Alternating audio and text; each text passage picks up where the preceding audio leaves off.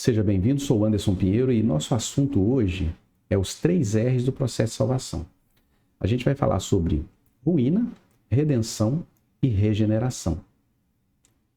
O cenário, dessa conversa nossa vai ser aquela conhecidíssima conversa que o Senhor Jesus teve com Nicodemos. Nicodemos foi procurar ele à noite, né?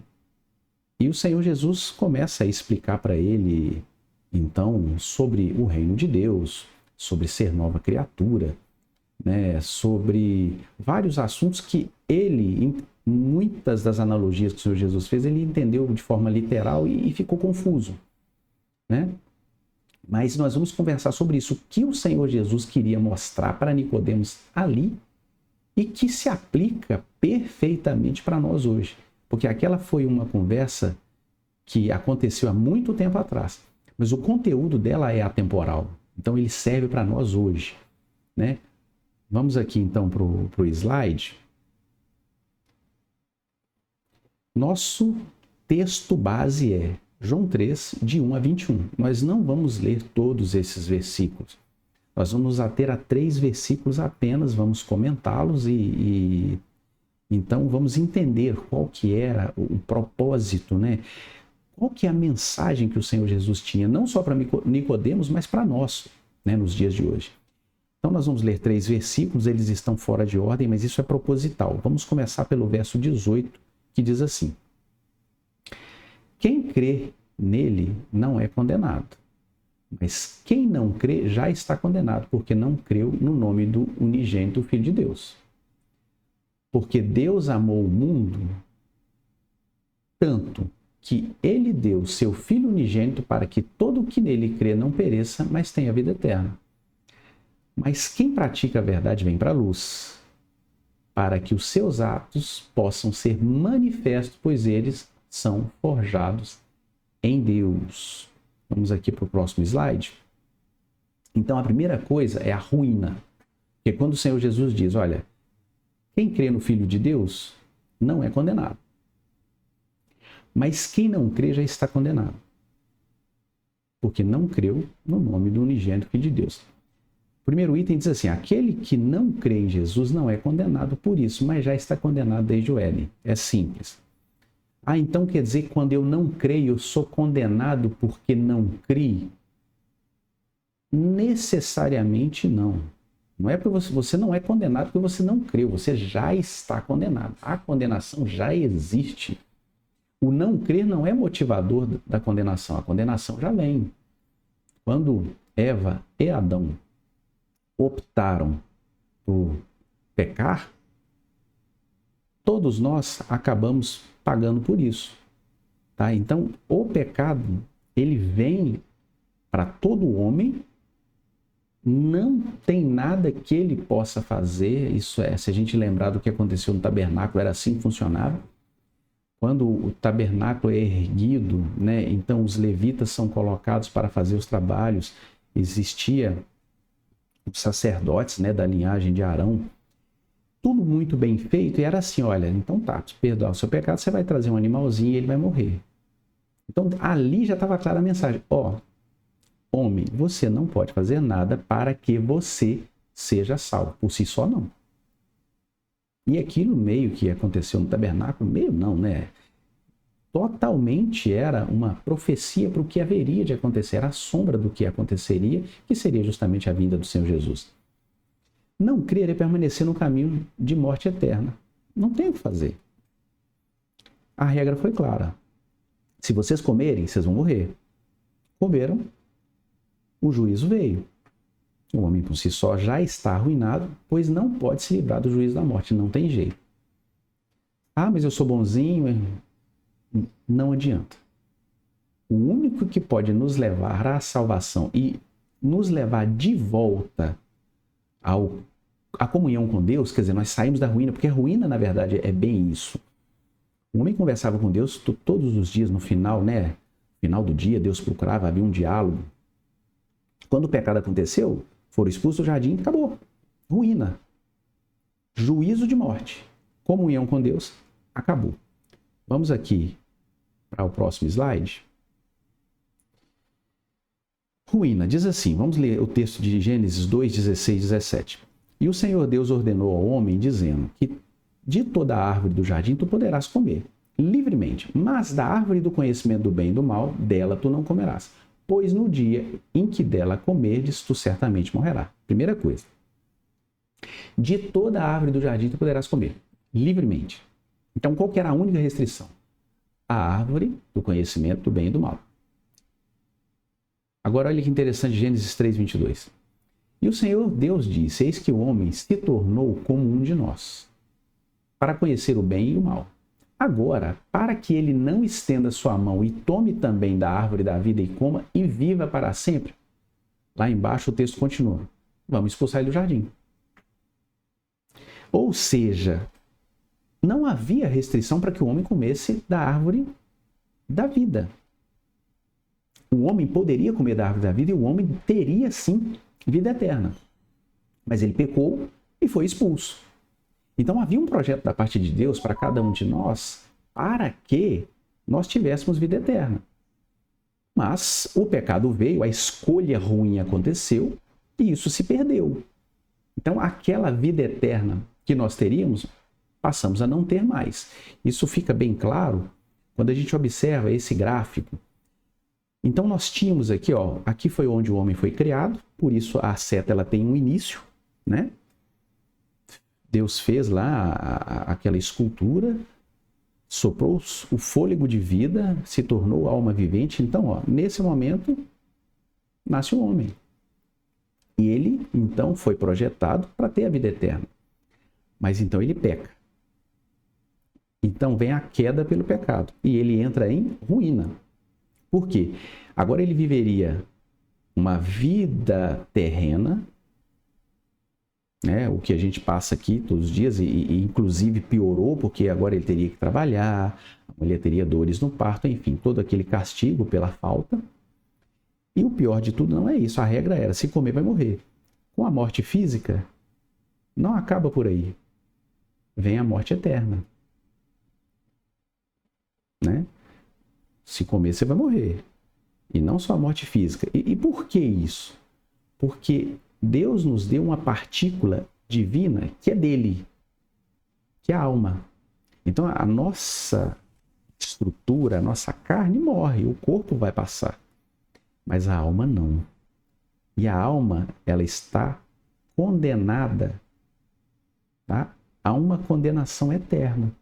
Então quando a nossa vida física passa, começa então a condenação eterna, começa então a morte eterna.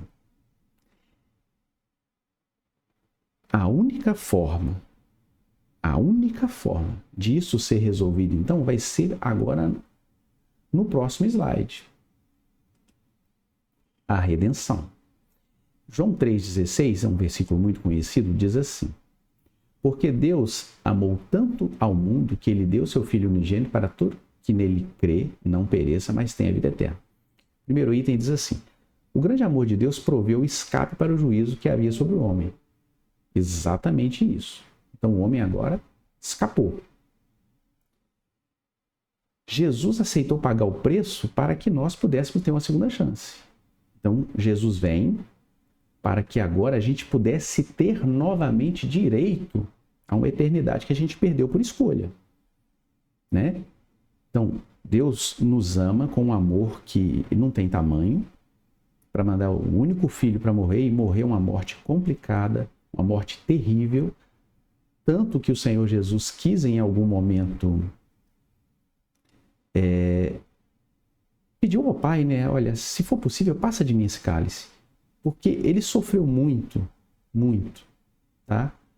Fisicamente, e apesar dele saber de tudo o que acontecia, isso é uma conjectura minha, deve ter sido muito triste quando ele viu Judas chegando com um soldado.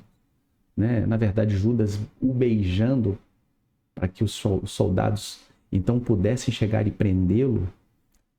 Eu imagino que foi muito triste e ele já sabia de tudo que ia acontecer. Então, assim, emocionalmente também o Senhor Jesus devia estar abatido, entristecido. Pedro, né, ter negado, enfim.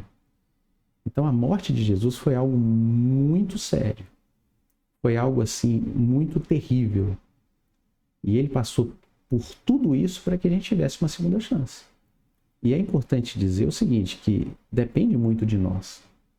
Porque, olha, o terceiro tópico, né, o terceiro item diz assim, em Jesus temos a possibilidade de retornarmos à vida eterna. Possibilidade. Então, eu sendo bonzinho, eu sou um bom cidadão, eu faço tudo direitinho, ok. Isso é importante, a gente precisa fazer mesmo. Mas isso não te dá acesso novamente à vida eterna. Por isso que Jesus teve que vir e teve que morrer em nosso lugar. O homem, por si só, não tem condição de voltar ao estado original antes do pecado. Não tem. Vamos ver o próximo slide. Isaías 53:5 diz assim, porém ele foi ferido por nossas transgressões. Ele foi esmagado por nossas iniquidades. O castigo de nossa paz estava sobre ele, pelos açoites que o feriram, nós fomos curados. Então Jesus feriu porque a gente transgrediu. Ele foi ferido porque a gente transgrediu. Ele foi esmagado, e o termo é muito apropriado, porque realmente foi o que aconteceu, pelo nosso pecado. E aí o castigo da nossa paz estava sobre ele. E pelos açoites nós fomos o quê? Curados. Então, com todo o sofrimento dos que iam ser Jesus, quando ele vem, ele prega, ele leva a palavra, e finalmente ele traz para nós a possibilidade de salvação, isso teve um preço muito alto. Para nós foi de graça, mas para o Senhor Jesus foi muito pesado. Ser açoitado, ser esmagado. Por quê? Por um povo que não valia a pena. Porque a escolha foi nossa. Há quem possa lutar por uma causa e até morrer pelo outro. Ok, não são pouquíssimas pessoas que fazem isso. Mas o Senhor Jesus morreu por uma turma que não vale a pena, que somos nós, porque nós somos muito ruins. Muito ruins. Nós escolhemos nos afastar de Deus, nós escolhemos pecar. E ainda assim ele veio para nos dar uma segunda chance. E a gente olha no gráfico, fomos arruinados então. Por quê? Porque escolhemos pecar. Não podemos fazer nada em relação a isso, mas Jesus vem para quê? Para dar uma oportunidade. Então agora quem crê genuinamente tem oportunidade. Vamos ver o segundo texto, que é Hebreus 9:12. Mas Cristo, ao vir como sumo sacerdote das coisas boas que haviam de vir, por meio de um tabernáculo maior e mais perfeito, não feito por mãos, isto é, não desta construção, nem pelo sangue de bodes e novilhos, mas por seu próprio sangue entrou uma vez por todas no santo lugar, tendo obtido eterna redenção para nós. A alusão aqui é o tabernáculo. Então Jesus é o sumo sacerdote. É o sacerdote dos sacerdotes. É aquele que veio para que já não houvesse mais necessidade de ter a morte dos animais para que o pecado fosse perdoado. Porque o sacrifício de Jesus já foi suficiente, né?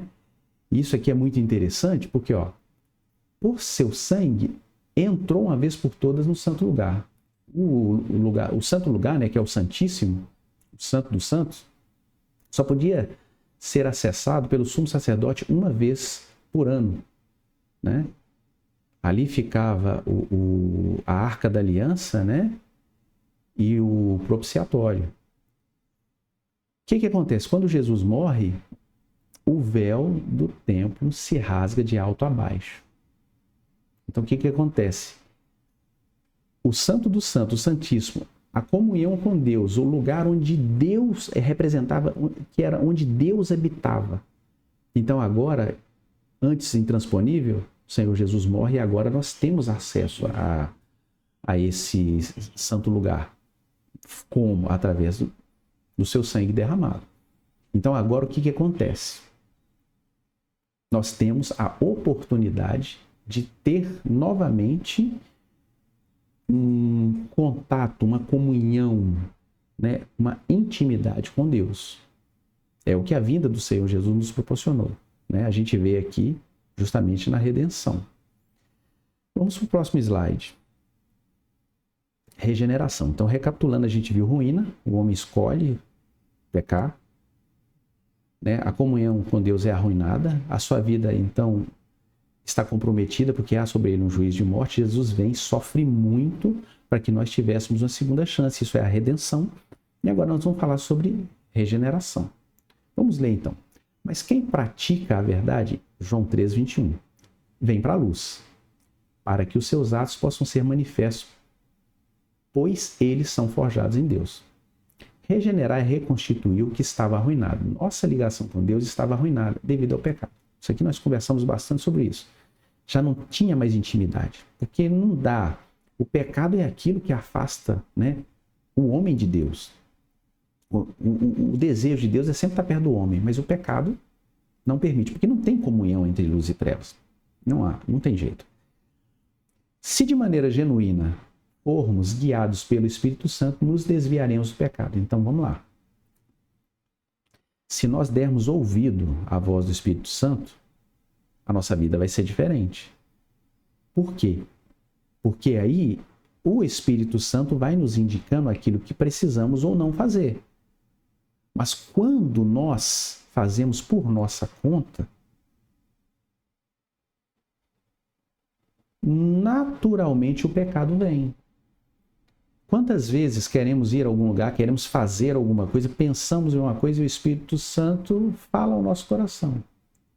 Não com a voz audível, mas sentimos ou que não devemos ir ou que não devemos fazer aquilo. Quando escolhemos fazer, não damos atenção ao Espírito Santo. E o que acontece? Pecamos. Então, voltamos a uma situação que já tínhamos anteriormente. Porque o que é regenerar? É justamente isso. Aquela comunhão que se perdeu, aquela união que Adão, Eva tinham com Deus, se perdeu. E agora a gente pode recuperar. Mas para isso acontecer, nós temos que dar ouvidos à voz do Espírito Santo. Porque é a única forma de nós nos desviarmos do pecado. Atos forjados por Deus é tudo aquilo que fazemos que, ao ser manifestado ao mundo, comprova uma mudança de vida. Vejam bem. Mas a quem pratica a luz, a quem pratica a verdade, vem para a luz. Ou seja, estar junto de Jesus, que é a luz do mundo, a gente quer estar junto de Jesus quando a gente pratica a verdade. E praticar a verdade é realmente dar ouvidos à voz do Espírito Santo. Não tem outra situação. Se damos ouvido à voz do Espírito Santo, estamos juntos com Jesus. E aí, o que é a luz? A luz é aquilo que demonstra, que mostra, que revela. Então as pessoas começam a ver em nós que houve uma mudança real de vida. Agora você realmente é nova criatura. Aquele nascer de novo que o Senhor Jesus fala para Nicodemos se cumpre.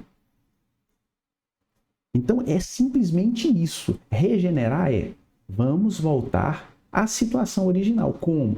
Dando ouvidos à voz do Espírito Santo, que é a única forma, né? Vamos aqui para o próximo slide. Vamos lá em Tessalonicenses 2,13, que diz assim: mas devemos sempre dar graças a Deus por vós, irmãos amados do Senhor, porque Deus desde o princípio os escolheu para a salvação, através da santificação do Espírito e convicção da verdade. Então, ok, havia um plano já desde o início de todas as coisas. Quando o homem perdeu essa comunhão com Deus, quando ele resolveu pecar, Deus já tinha um plano para salvar, né? E, é claro, envolvia a vinda do Senhor Jesus. Agora, isso é muito importante. A salvação acontece o quê? Como? Através da santificação do Espírito e convicção da verdade. Então, primeiro, você tem que dar ouvidos à voz do Espírito Santo. E você tem que estar convicto dessa verdade, que Jesus é o único Salvador e é só através dele que nós conseguiremos ter o perdão do pecado e o alcance da salvação. Se essas duas coisas acontecem, regeneração, ou seja, recuperação do estado original, ou seja, mudança de vida, ou seja, nova criatura, ou seja, nascer de novo. Exatamente aquilo que o Senhor Jesus tentava explicar para Nicodemos. Quando a gente vai aqui em Romanos 6,22, diz assim: mas agora tendo sido libertados do pecado, então agora o pecado fica para trás. E tendo-vos tornado servos de Deus, isso aqui é importante, servo de Deus. Deus não é nosso servo, acho que vale a pena apenas comentar. Tem gente que acha que Deus é servo dele. eu exijo, eu demando, eu comando. Ó, não, nós somos servos. A gente pede. E ele faz a vontade dele. E nós agradecemos quando a vontade dele se cumpre. Isso é importante. Uma outra oportunidade a gente pode falar sobre isso. Tendes o vosso fruto para a santificação e, por fim, a vida eterna. Olha que bacana. Então, quando você se torna servo de Deus, genuinamente, você aceita a vontade de Deus, você abre mão, porque ser servo é isso, você abre mão da sua vontade para alguém comandar a sua vida. Isso é ser servo. Você tem livre-arbítrio? Tem. Mas você abre mão dele e agora fala assim, Senhor, cuida da minha vida. Agora, não sou eu que escolho, mas é você que escolhe. E isso gera fruto para a santificação. Por quê? Porque quando damos ouvidos à voz de Deus, andamos segundo a vontade do Espírito Santo. E aí, nós tendemos a não pecar. Porque pecar a gente sempre vai pecar.